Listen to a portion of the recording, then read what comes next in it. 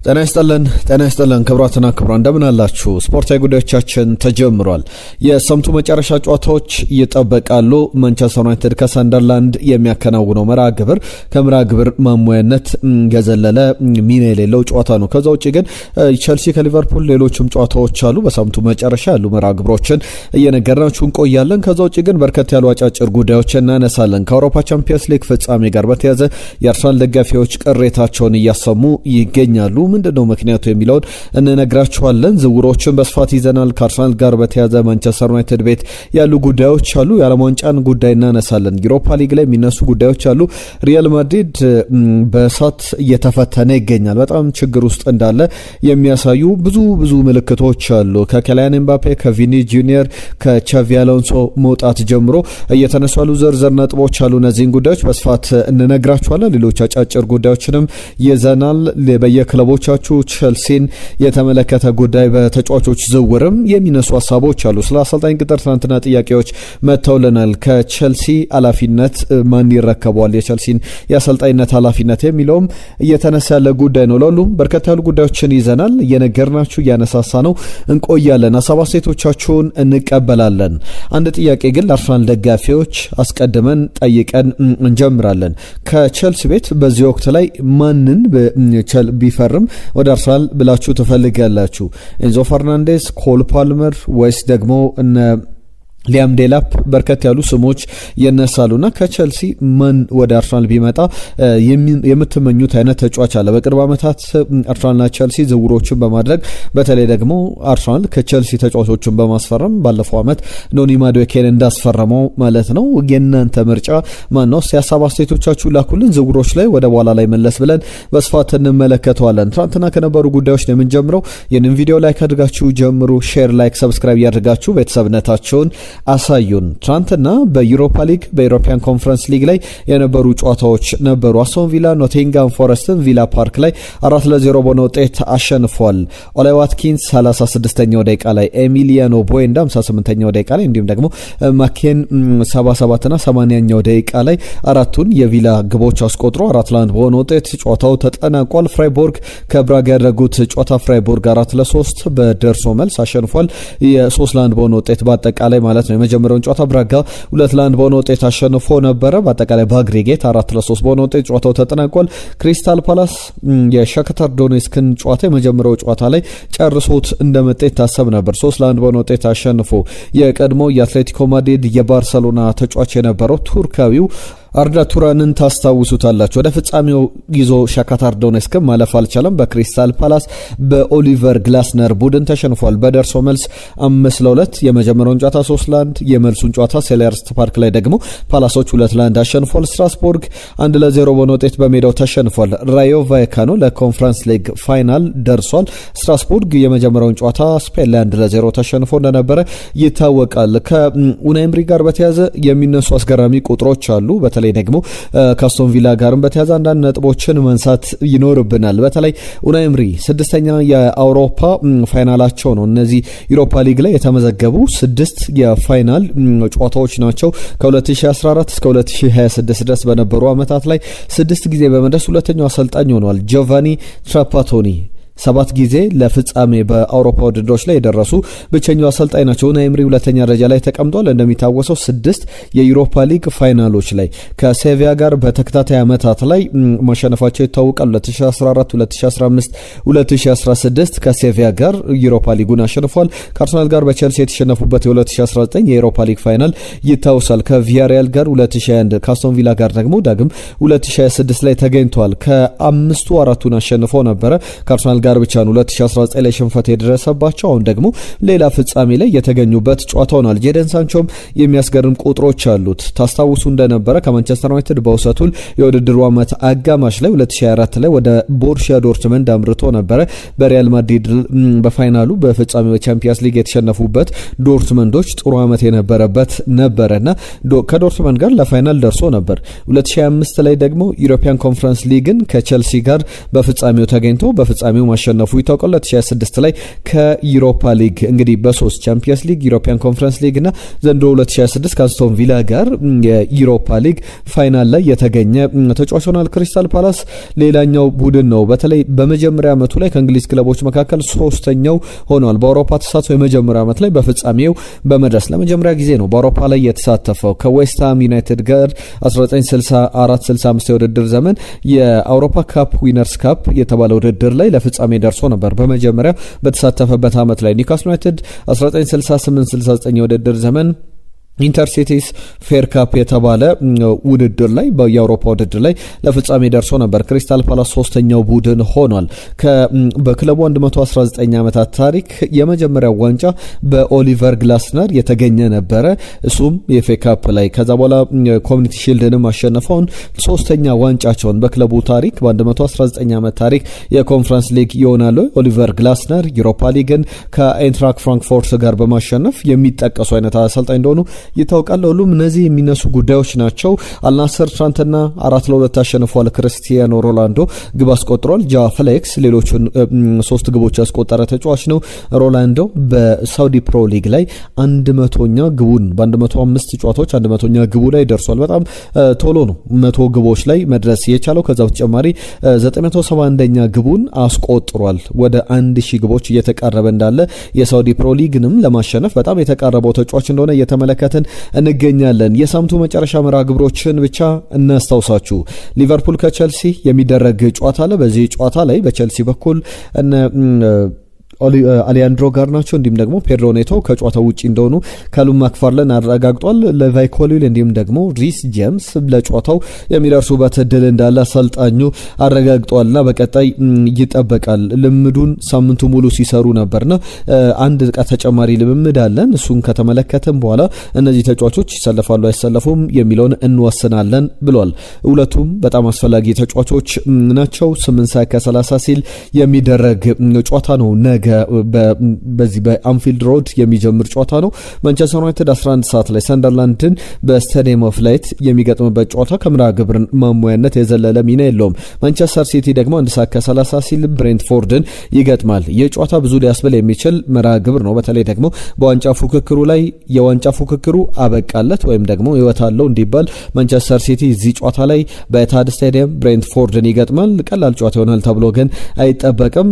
በስፋት እንመለከተዋለን። አርሰናል እሁለት ነው የሚጫወተው ከዌስትሃም ጋር። ዌስትሃም ዩናይትድን በለንደን ስቴዲየም አርሰናል ከሜዳው ውጪ እዛው ለንደን ላይ 12:30 ሲል የሚገጥምበት ጨዋታ ይጠበቃል። ምሽት 4 ሰዓት ላይ ውድለት በኤል ክላሲኮ ባርሰሎናና ሪያል ማድሪድም የሚያከናውኑት መርሃ ግብር ይጠበቃል። ሳምንቱ መጨረሻ ላይ እነዚህ ምናልባት ትንሽ ትኩረት የሚያገኙ ጨዋታዎች ከተባሉ እነዚህ የሚጠቀሱ ጨዋታዎች ናቸው። አሁንም በርከት ያሉ ጉዳዮችን እያነሳን እንቆያለን። በየክለቦቻችሁ ሀሳብ አስተያየቶቻችሁን እየጻፋችሁልን ይህን ቪዲዮ ላይክ አድርጋችሁ አብራችሁ እንዳላችሁ ተስፋ እናደርጋለን። በቀጥታ ወደ ጉዳዮቻችን እናልፋለን። ከሪያል ማድሪድ ጉዳይ ጋር በተያዘ ብዙ ይነሳል። በተለይ የፌዴሪኮ ቫልቬርዴና የኦሪዮሎ ቹዋሚኒ ግጭት ብዙ የሚያስብል ነው። በተለይ ተጫዋቾቹ ረቡዕ ዕለት ተጣልተው ነበር። ልምምድ ሜዳ ላይ ወደ መልበሻ ቤትም ሄደው ሲጨቃጨቁ ነበረ።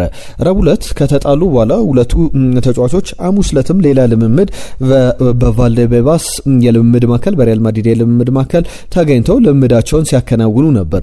ልምምዱ ላይ ደግሞ በሚያስገርም ሁኔታ ፌዴሪኮ ቫልቬርዴ የቡድኑ አምበል ነውና ኦሬሊዮ ቹዋሚኒን የተጣላ ነውን ለብዙሃን መገናኛዎች አሳልፈ ሰጥታል፣ መጋጨታችን አንተነ ሊክ እንዲያደርግ መረጃው እንዲወጣ ያደረከው በሚል ደጋግሞ ይወቅሰው ነበርና እንደዛ አይደለም እያለ ቹዋሚኒ ለማስረዳት ይሞክራል። ጨዋታ ላይ ደግሞ ልምድ በሚሰሩበት ሰዓት ላይ በጣም አስደንጋጭ ጥፋት ሊሰራበት ይሞክራል ፌዴሪኮ ቫልቬርዴ ኦሬሊዮ ቹዋሚኒ ላይ። ኦሬሊዮ ቹዋሚኒ በዚህ ሁሉ ምንም አላለም። ወደ መልበሻ ቤት በሚገቡበት ሰዓት ላይ ግን መልበሻ ቤት ላይ አንድ ሁለት መባባል ጀመሩ። ከዛ በኋላ ወደ ግጭት ነው ያመራው። ወደ ፊዚካል ግጭት አምርቶ ቫልቬርዴ በኦሬሊዮ ቹዋሚኒ በተሰነዘረበት እንግዲህ ቦክስ ወዲያው ይወድቅና የጠረጴዛ እንደመታው ጀርባውን ጭንቅላቱን ከዛ በኋላ ወደ ሆስፒታል እንደተወሰደ የሚያሳዩ የተለያዩ ሪፖርቶች አሉ። ከዛ በኋላ ሪያል ማድሪድ በጣም ችግር ውስጥ እንዳለ የሚያሳዩ ትክክለኛ ምልክት ያልነበረም። ለምሳሌ አሰልጣኝ ቻቪ አሎንሶ ቡድኑ ለቆ ሲወጣ የተጫዋቾች ፓወር በዚህ ያክል ደረጃ በፍጹም መሆን የለበትም የሚል አንዳንድ ከአሰልጣኙ በኩል ያሉ ምንጮች ይወጡ ነበረ። በፍጹም ተጫዋቾች የፈለጉትን እንዲያደርጉ መፍቀድ ተቀባይነት የሌለው ነገር ነው ይባላል። ከቪኒ ጁኒየር ጀምሮ ኬሊያን ኤምባፔ አብዛኞቹ ተጫዋቾች ከባህሪ ወጣ ብለው የተለያዩ ነገሮችን ሲያሳዩ ብዙ ነገሮችን ስንመለከት ነበረ። ያ ሲንከባለል መጥቷል። ለምሳሌ በቅርብ ጊዜያት ላይ የሩዲገር እና አልቫሮ ካሬራስን ግጭት ተመልክተናል። ሩዲገር በጥፊ መቶታል ተብሎ በብዙ መገናኛዎች ሲዘገብ ነበረ። አሁን የሪያል ማድሪድ ፈተና በስቷል። ሪያል ማድሪድ በሁለቱም ተጫዋቾች ላይ ጥፋታቸውን በተመለከተ ምርመራ አድርጌ እርምጃ ወስዳለሁ ብሏል። ምናልባት ከቡድኑ እስከ መባረር፣ ከዛ በተጨማሪ የጨዋታዎች ቅጣት፣ የደሞዝ ቅጣት፣ ሌሎችም ውሳኔዎች ሊተላለፉ ይችላሉ። ሪያል ማድሪድ መግለጫ አውጥቷል። ከሪያል ማድሪድ በተጨማሪም በክለቡ በኩል ሌሎችም የሰማናቸው ነገሮች አሉ። ሪያል ማድሪድ ብቻ አይደለም፣ ፌዴሪኮ ቫልቬርዴም ይቅርታ ጠይቋል። ኦሬሊዮ ቹዋሚኒ በቀጣይ የባርሴሎናና የሪያል ማድሪድ ጨዋታ ላይ ይሰለፋሉ የሚለው የሚጠበቅ ነው። ኦሬሊዮ ቹዋሚኒ ግን ለዚህ ጨዋታ እንደማይደርስ የሚያሳዩ ዘገባዎች አሉ። ሪያል ማድሪድ ላይ ተጨማሪ ጉዳዮችን ላንሳ። ኬሊያን ኤምባፔ ሌላኛው የዚህ የሰሞኑ ትኩሳት አንደኛው መነጋገሪያ ነው። በተለይ ከኬሊያን ኤምባፔ ጋር በተያዘ ፔቲሽኖች የፊርማ ማሰባሰብ ስራ በኦንላይን እየተሰራ ከሪያል ማድሪድ ይውጣ በሚል በጊነስ ቡክ ኦፍ ሪከርድስ ላይ የሚያስመዘግብ ቁጥር ተመልክተናል። ከዚህ በፊት ብዙ ቢባል 13 ሚሊዮን 14 ሚሊዮን አካባቢ ነበረ። አሁን ግን የኬሊያን ኤምባፔ ሲጀምር ታርጌታቸው 200 ሺህ ሰዎች እንዲፈርሙ ነበር። አሁን ግን ከ30 ሚሊዮን በላይ ሰዎች ኬሊያን ኤምባፔ ከሪያል ማድሪድ መልቀቅ አለበት የሚለውን ፊርማ አሰባስቧል ተብሏል። ሌላኛው ሪያል ማድሪድ ጉዳይ ፎርላን ሜንዲን የተመለከተ ነው። ሜንዲን በተመለከተ የፈረንሳይ ተከላካይ በሚገርም ሁኔታ ጉዳት በጣም እየፈተነው ይገኛልና አሁን በቀጣይ ቀናት ሰርጀሪ የቀዶ ሕክምና ሊያደርግ ይችላልና የቀዶ ሕክምና ደግሞ የሚመለስበትን ታይም ላይን አላስቀመጠም። ምናልባት የቀዶ ጥገና ያስፈልገው ከቀዶ ሕክምና ያስፈልገው ከእግር ኳስ ራሱ እንዳይሰናበት በሚል ነውና እስከ 1 ዓመት ድረስ ለሪያል ማድሪድ ከዚህ በኋላ ላይ ጫወት ይችላል የሚሉ ሪፖርቶችን እየተመለከተን እንገኛለን። ከማንቸስተር ዩናይትድ ጋር በተያያዘ የሚነሱ ጉዳዮች አሉ። ማንቸስተር ዩናይትድ ቤት በርከት ያሉ መረጃዎች ይወጡ ይገኛሉ። ከነዚህ መካከል በዝውውር ደረጃ አማካኝ ስፍራ ላይ ከሰሞኑም ስናነሳው ነበረ። ማንቸስተር ዩናይትድ 150 ሚሊዮን ፓውንድ መድቧል። 80 ሚሊዮን ፓውንድ ለአንድ ልምድ ላለው አማካኝ፣ 40 ሚሊዮን ፓውንድ ደግሞ በደረጃ ከዛ 80 ሚሊዮን ፓውንድ ከሚወጣበት ተጫዋች ዝቅ ያለ ነገር ግን በደንብ ቡድኑን የሚያገለግል የአማካኝ ስፍራ፣ ሶስተኛው ደግሞ አማራጭ የተቀመጠው እስከ 20 ሚሊዮን ፓውንድ የሚወጣበት ወጣት ለወደፊቱ የሚጎለበት አማካኝ ቢያንስ 3 አማካዮች እንደሚያስፈልጉት ሲነገር ነበር። ለምሳሌ ካዜሜሮ ከቡድኑ ጋር ይለያያል። በቁጥር ደረጃ የማንቸስተር ዩናይትድ የአማካኝ ተጫዋቾች ቁጥር በጣም በቁጥር ያነሰ ነው። ከዛ በተጨማሪ ማኑኤል ኡጋርቴም ማንቸስተር ዩናይትድ እንደሚለቅ ይጠበቅ ነበርና ብዙ ማለት ይቻላል በአማካኝ ስፍራ ላይ። የማቴዎስ ፈርናንዴዝን ጉዳይ በተመለከተ ግን ቤን ጃኮብስ በዝውውሮች ላይ በቅርብ ጊዜያት ላይ በጣም ጥሩ ሪፖርቶችን ይዞ የሚወጣ ጋዜጠኛ ነው። ያነሳቸው ጉዳዮች አሉ። ባለፉት ከ4 እስከ 6 ሳምንታት ድረስ የማንቸስተር ዩናይትድ ሰዎች ከማቴዎስ ፈርናንዴስ ወኪሎች ጋር ንግግር ሲያደርጉ ሰነባብተዋልና ተጫዋቹ ማንቸስተር ዩናይትድን ለመቀላቀል በጣም ፈቃደኝነት አለው። ነገር ግን በዌስትሃም መውረድ አለመውረድ ላይ የዋጋው መጨመርና መቀነስ፣ ከዛ በተጨማሪ በማንቸስተር ዩናይትድ ድርድር ከዌስትሃም ጋር በሚኖረው ድርድር ላይ የሚወሰኑ ነገሮች እንዳሉ የሚያሳዩ ዘገባዎች አሉ። የአማድ ጉዳይም ይነሳል። ከአማድ ዲያሎ ጋር በተያያዘ በተለይ ሰንደርላንድ አሁንም ቢሆን አማድ ዲያሎን መልሶ ማስፈረም ይፈልጋል የሚሉ ዘገባዎች አሉ። በእርግጥ አሁን አማድ ዲያሎ ከማንቸስተር ዩናይትድ የሚወጣበት ወቅት ነው ማለት በጣም ከባድ ነው። ነገር ግን በሰንደርላንድ የብቃቱን በደንብ ማሳየት የቻለ በሰንደርላንድ በቻምፒየንሺፕ ሰንደርላንድ በነበረበት ወቅት ላይ የራሱን ኮንፊደንስ ያገኘበት ብቃት እንዳለው አማድ ዲያሎ በማንቸስተር ዩናይትድ ከፈረመ በኋላ ትልቅ ክፍያ እስከ አዶንሱ 40 ሚሊዮን ፓውንድ አካባቢ የወጣበት ተጫዋች እንደነበረ ይታወቃል። ከአታላንታ ሲፈርም 2020 አካባቢ በኦሌ ጉናር ሶልሻየር የአሰልጣኝነት ዘመን የመጣ ተጫዋች ነው። ከዛ በኋላ በማንቸስተር ዩናይትድ ብዙ ሲጠበቅ ብዙ ያገለግላል ሲባል ነበር። ነገር ግን እንደዛ እንደተባለው ብዙ አልዘለቀም ነበረው። ወዲያው በውሰት ውል ወደ ተለያዩ ክለቦች ሄዷል። በሰንደርላንድ ደግሞ በቻምፒየንሺፕ በነበረበት ወቅት ላይ ጥሩ ሲያገለግል ነበረ። አሁን ሰንደርላንድ ተጨማሪ ሙከራዎችን እያደረገ ባለፈው ክረምትም በጣም ትልቅ ጥረት ሲያደርግ ነበር ወደ ፕሪሚየር ሊግ በመጡበት ዓመት። አሁንም ተጨማሪ ፍላጎቶች አሉ ተብሏል። ማንቸስተር ዩናይትድ ግን እመድ ያሉን ይለቃል ተብሎ አይጠበቅም። ከዩናይትድ ጋር በተያያዘ ጥሩ ዜናዎች አሉ። ሊሳንድሮ ማርቲኔዝ ቅጣቱን ጨርሶ ተመልሷል። ከዛ በተጨማሪ ዶርጉ አቬለብል ነው፣ ለጨዋታው ዝግጁ ነው በሳምንቱ መጨረሻ ለማንቸስተር ዩናይትድ ጨዋታ። ማቲያስ ኩኛንም በተመለከተ ከሰሞኑ በማንቸስተር ዩናይትድ የመጨረሻ ጨዋታዎች ላይ ላንመለከተው እንችላለን ሲባል ነበር ከጉዳት ጋር በተያያዘ። ነገር ግን ያ እርግጠኛ የተነገረ ጉዳይ አይደለም የሚሉ ጉዳዮች አሉ። ሜሰን ማውንት በመጨረሻ በሙሉ የማች ፊትነስ ላይ ይገኛል። ጆሹዋ ዘርኬዝም እድሎቹን ይፈልጋል። ብሪያን ምቤሞ አመድ ያሉ ጥሩ ጤንነት ላይ ይገኛሉ። የመጨረሻው ጉዳይ ምናልባት በማንቸስተር ዩናይትድ ቤት በመጨረሻ ቀናት ላይ የምንመለከታቸው የብሩኖ ፈርናንዴስ በአሲስት ደረጃ ብዙ አሲስቶችን ይዞ የሚያጠናቅቅበት እድል ካለ እንመለከታለን። ያ የሚጠበቅ ጉዳይ ነው። ለሁሉም ከማንቸስተር ዩናይትድ ጋር በተያያዘ እነዚህ የሚነሱ ጉዳዮች ናቸው። ቸልሲን፣ አርሰናልን የተመለከቱ ጉዳዮች አሁንም እያነሳን እንቀጥላለን። ትናንትና የናንተ በርከት ያሉ መልእክቶች መጥተውልናል። በመሃል እነዚህን የናንተን ሀሳቦች አነሳለሁ።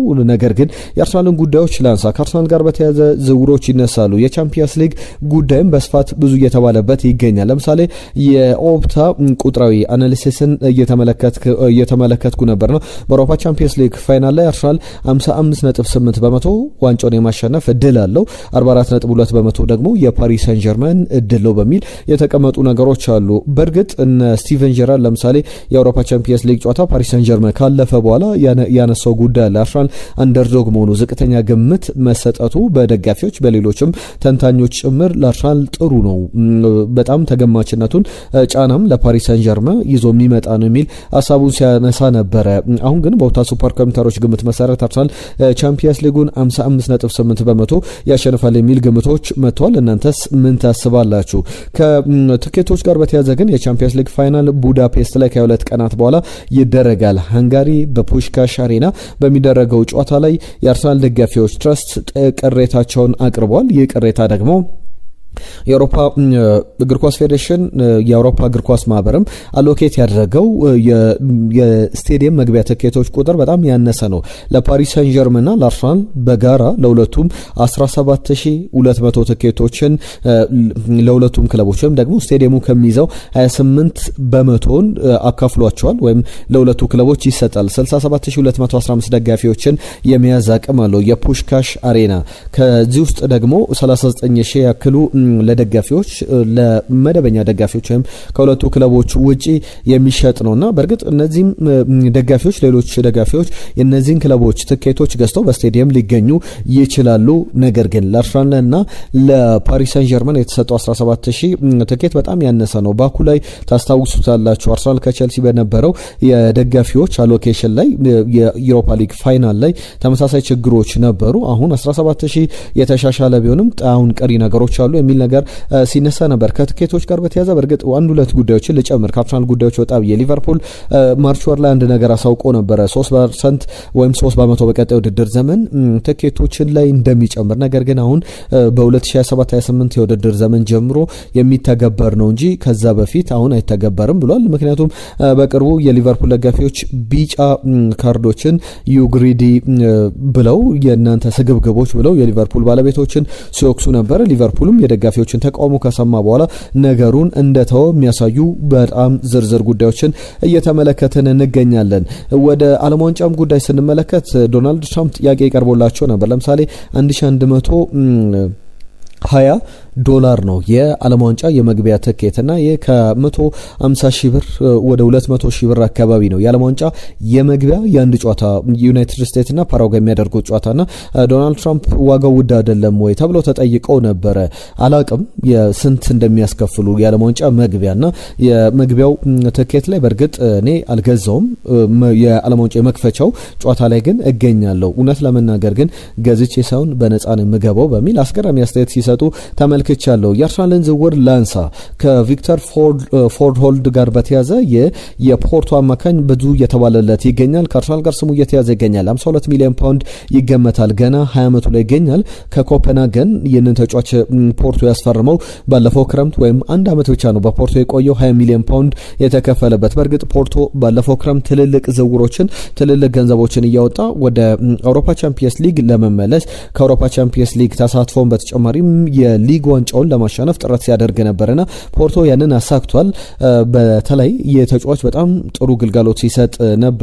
ቪክተር ፎርሆልድ የዴንማርካዊ ተጫዋች ነውና 20 ዓመቱ ላይ ይገኛል። በተለይ የዚህ ሶስት አማካዮች ባሉበት በ4-3-3 አሰላለፍ የቀይ መስመር አማካኝ ሆኑ ከ6 ቁጥሩ በፊት የሚቀመጡ ሁለት አማካዮች አሉ በግራ መስመርና በቀይ መስመር አማካኝ ቦታ ላይ መጫወት የሚችል ብዙ በጣም አትሌቲዝሙ በጣም የሚገርም ነው ይባላልታል። 8 ግቦችን አስቆጥሯል፣ 6 አሲስቶች አሉትና የዴኒሻዊ ተጫዋችን ለማስፈረም አርሰናል ፍላጎት እንዳለው ከፖርቶ ሰዎች ጋር ንግግር እንደጀመረ የሚያሳዩ ዘገባዎች አሉ። በተለይ በሰሞኑ ከጃኮብ ኪቪዮር ዝውውር ጋር በተያያዘ ሁለቱ የአርሰናልና የፖርቶ ሰዎች ተገናኝተው ነበር። የውል ማፍረሻው ውሉም እስከ 2030 ድረስ የሚቆይ ነው። የውል ማፍረሻው ደግሞ 73 ሚሊዮን ፓውንድ አካባቢ ነው። ነገር ግን ፖርቶ መሸጥ ስላለበት እስከ 52 ሚሊዮን ፓውንድ አካባቢ ከተጫዋቹ ዝውውር ደግሞ 30 ሚሊዮን ፓውንድ ያተርፋል ማለት ነው። የከፈለበት 20 ሚሊዮን ፓውንድ አለ። 52 ሚሊዮን ፓውንድ ቢሸጠው 32 ሚሊዮን ፓውንድ እንደሚያገኝበት የሚያሳዩ ዘገባዎች አሉ። ከአርሰናል ጋር በተያያዘ ማንቸስተር ሲቲም የሚፈልገው አንድ የቸልሲ ተጫዋች አለ። ቀደም ለእናንተ ጥያቄ ሳቀርብ ነበረ። ከቸልሲ አርሰናል ማንም ቢያስፈርም ትመርጣላችሁ? ኮል ፓልመር፣ ኢንዞ ፈርናንዴዝ ወይስ ደግሞ ሊያም ዴላፕ የሚጠቀሱ ስሞች ናቸውና በተለይ ከዚህ ከኤንዞ ፈርናንዴዝ ጋር በተያያዘ ከቸልሲ እንደሚለቅ ይጠበቃል። አርሰናል ግን ለዚህ ተጫዋች ከ100 ሚሊዮን ፓውንድ በላይ ከፍላሉ የሚለው በጣም ትልቅ አጠያቂ በጣም አጠራጣሪ ጥያቄ ነው። ነገር ግን እነ ቲም ቶክ ሌሎችም ብዙ መገናኛዎች የስፔንም ይዘውት የወጡት ዘገባ ያሳያል። ሪያል ማድሪድ፣ ባርሰሎና ተጫዋቹ ላይ ፍላጎት አላቸው። በተለይ ደግሞ ሪያል ማድሪድ ተጫዋቹ ማስፈረም ይፈልጋል። ተጫዋቹም ወደ ሪያል ማድሪድ መሄድ እንደሚፈልግ የሚያሳዩ ዘገባዎችን ስንመለከት ነበር። ኤንዞ ፈርናንዴዝ 25 ዓመቱ ላይ ይገኛል። የዓለም ዋንጫ አሸናፊ ነው። በቸልሲ በተለይ ቸልሲ ለትልቅ ክብር እየተጫወተ አለመሆኑ በጣም የሚያበሳጭ ነው በሚል የሰጣቸው አስተያየቶች በተደጋጋሚ ተመልክተናል። ከዌስሊ ፎፋና ጋር በተያዘ ስካይ ስዊዘርላንድ፣ ስካይ ጀርመኒ፣ ስካይ ደችላንድ እየተባለ ስካይ ኢጣሊያ ብዙ ዘገባዎች ላይ የስካይ ጋዜጠኞችን በተለያዩ የአውሮፓ ሀገራት የስካይ ብዙሃን መገናኛንም እንመለከታለን። ስካይ ስዊዘርላንድ ደግሞ ዌስሊ ፎፋና የቸልሲው ተከላካይ ፈረንሳዊ ተከላካይ በተለይ የመጣበት ገንዘብ በጣም ትልቅ ነበር። 80 ሚሊዮን ዩሮ ከሌስተር የተከፈለበት ነበረ 2022 ላይ። በወቅቱ ሲፈርም ታስታውሱ እንደነበረ የጉልበት ጉዳት ነበረበትና በአሜሪካ የ17 ሰዓታት የሕክምና ምርመራ ከተደረገለት በኋላ ተጫዋቹ ረጅም ጊዜ መጫወት ይችላል በሚል የፈረመ ተጫዋች ነበር። ከዛ በኋላ ግን በጉዳት ምክንያት ብዙ አላገለገለም። አሁን 25 ዓመቱ ላይ ይገኛል። ባርሰሎና የተጫዋቹ ፈላጊ ነው ተብሏል። በተለይ በተጫዋቹ ወኪሎች በኩል ባርሰሎና ተጫዋቹ እንዲያስፈርመው ወኪሎች አንደኛው ስራቸው ለተጫዋቾቻቸው ክለብ ማግኘት ነውና የዌስሊ ፎፋናም ወኪሎች ያንን ሲያደርጉ ነበር። 30 ሚሊዮን ዩሮ አካባቢ ቸልሲ ከተጫዋቹ ዝውውር ይፈልጋል። ባርሰሎና ግን አስቀድሞ ተጫዋቹን በውሰት ውል ማስፈረም ይፈልጋል። ዘንድሮ 17 የፕሪሚየር ሊግ ጨዋታዎችን አድርጓል። ነገር ግን በቸልሲ ያን ያክል ተጽዕኖ ፈጣሪ ተጫዋች እየሆነ እንዳልሆነ የተመለከትንበት ጊዜ ነው ያለውና በጣም የሚያሳስብ ይመስላል። የተጫዋቹ ቆይታ ብዙ ማለት የሚያስችል ነው። ነገር ግን ያን ያክል በጣም አስፈላጊ ተጫዋች ነው ወይ የሚለውም የሚያጠራጥር እንደሆነ በቅርብ ጊዜያት ላይ ከቸልሲ እንዲለቁ ከሚፈለጉ ተጫዋቾች መካከል አንዱ ነው ተብሏል። ሌሎች ጉዳዮችም አሉ። የሪያል ማድሪድ አሰልጣኝነት ጉዳዩን በተመለከተ ጆዜ ሞሪኒዮ የሪያል ማድሪድን የተበላሸ መልበሻ ቤት እሳት ላይ ያለውን ሪያል ማድሪድ የሚመልሱት እሳቸው ናቸው በሚል እየወጡ ያሉ ሪፖርቶች አሉ። የክርስቲያኖ ሮናልዶ ልጅ እንግዲህ ክርስቲያኖ ሮናልዶ ጁኒየር በፓሪስ ሰን ጀርመንና በአንዳንድ የአውሮፓ ክለቦች እይታ ውስጥ ገብተዋል። ባልናስር እየተጫወተ ይገኛል። የተጫዋች አሁን 17-16 ዓመቱ ላይ ይገኛልና ወደ ፓሪስ ሰን ጀርመን አካዳሚ እንዲገባ በፓሪስ ሰን ጀርመን ይፈልጋል። ሮናልዶን ለማስፈረም ብዙ ጊዜ ፍላጎት ነበራቸው፣ አልተሳካላቸውም። ነገር ግን አሁን ልጁን የክርስቲያኖ ሮናልዶ ልጅ ለማስፈረም ጥረት እያደረጉ እንደሆነና በአልናስር አካዳሚ ውስጥ ሊቀጥል የሚችልበት እድል እየጠበበ መጥቷል። ወደ አውሮፓ ሊመጣ ይችላል የሚሉ ዘገባዎች አሉ። ኒኮላስ ዙለን በተመለከተ በዶርትመንድ በኩል ሪታየር እንዳደረገ በ30 ዓመቱ የውድድር ዓመቱ ሲጠናቀቅ ተሰምቷል። በተለይ 3 እና 4 ጊዜ የኤሲኤል ጉዳት አጋጥሞታል። ኤሲኤል ደግሞ እየተደጋገመ በሄደ ቁጥር ቀጣይ ለመራመድ ነገሮችንም ለማድረግ ነገሮችን አዳጋች ያደርጋልና 30 ዓመት ላይ ብዙ ተጫዋቾች ሪታየር ሲያደርጉ አንመለከትም። ነገር ግን የተጫዋችን በተመለከተ ብዙ እየተባለበት ይገኛል። ለሁሉም እነዚህ የሚነሱ ጉዳዮች ናቸው፣ በዝውውሮችም በጉዳት ዜናዎችም። ትናንትና የእናንተ በርከት ያሉ መልእክቶች መተውልናል። አየነው ሙሉዓለም ከሚኬል አርቴታ ጋር በተያዘ በዚህ ዓመት ዋንጫ ካሸነፈ አርሰናል መቆየት አለበትና ለተጫዋቾች ለታዳጊዎች እድል የሚሰጥ ከሆነ ነው፣ ያ ካልሆነ ግን ቢለቅ ይሻለዋል ብሏል። ጁኒየር ክሩፔ ለአርሰናል ትክክለኛ ፊርማ የሚሆን ጥሩ ተጫዋች ነው ብሎናል። ሰይፈዲን እንዴት ናችሁ? ቤስት ስፖርቶች ፒኤስጂ እና ሙኒክ ባደረጉ ጨዋታ ላይ ጥሩ ጨዋታ እንዳና ያደረጉት የዕለቱ አልቢተር ናቸው ብለዋል። በእርግጥም የዕለቱ አልቢተር በተለይ ጨዋታውን የቀየረ ኢንሲደንት ነበረ።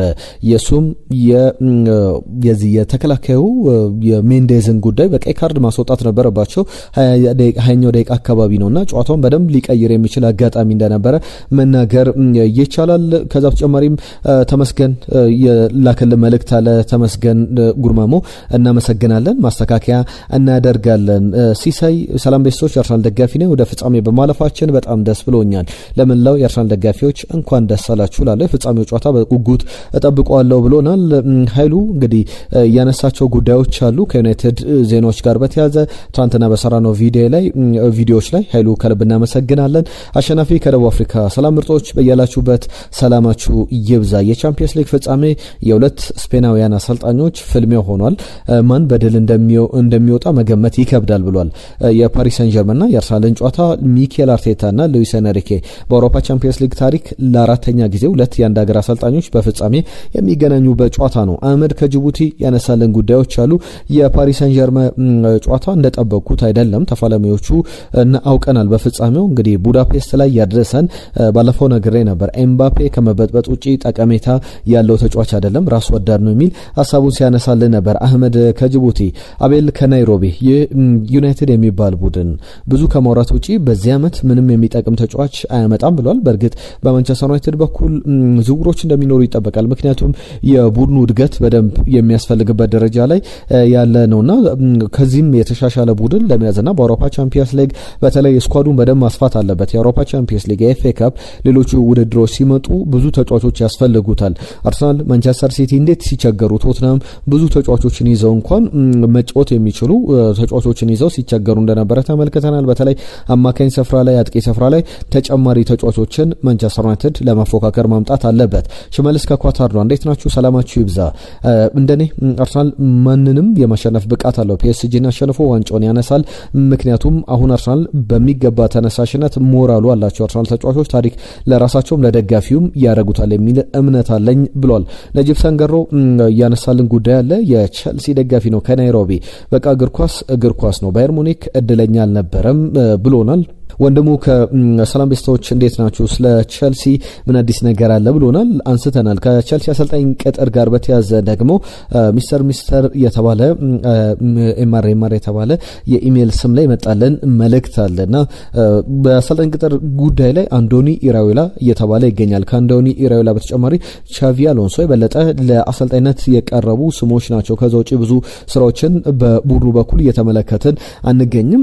ዝርዝር ጉዳዮች ግን በቀጣይ በተለይ ውድድር ዓመቱ እየተጠናቀቀ ይገኛል። ከዓለም ዋንጫ በፊት ቸልሲ አሰልጣኝ ሹሞ ዝውውሮች ላይ እነማን ማምጣት እንዳለበት የሚወስን ይመስላል። ማንቸስተር ዩናይትድን በተመሳሳይ የአሰልጣኝ ማይክል ካሪክን ቆይታ የሚወስንበት ጊዜ ላይ ያለን ይመስላል። ታሪኩ የጻፈልን መልእክት አለ። ከልብ እናመሰግናለን ሁላችሁንም። ዛሬም ባነሳናቸው ጉዳዮች ላይ ተሳትፏችሁን እንጠብቃለን። በርከት ያሉ ጉዳዮችን አንስተናል። ለሰጣችሁን ጊዜ ለአብሮነታችሁ ከልብ እናመሰግናለን። የዛሬን እዚህ ላይ ያበቃን። ጤና ይስጥልን።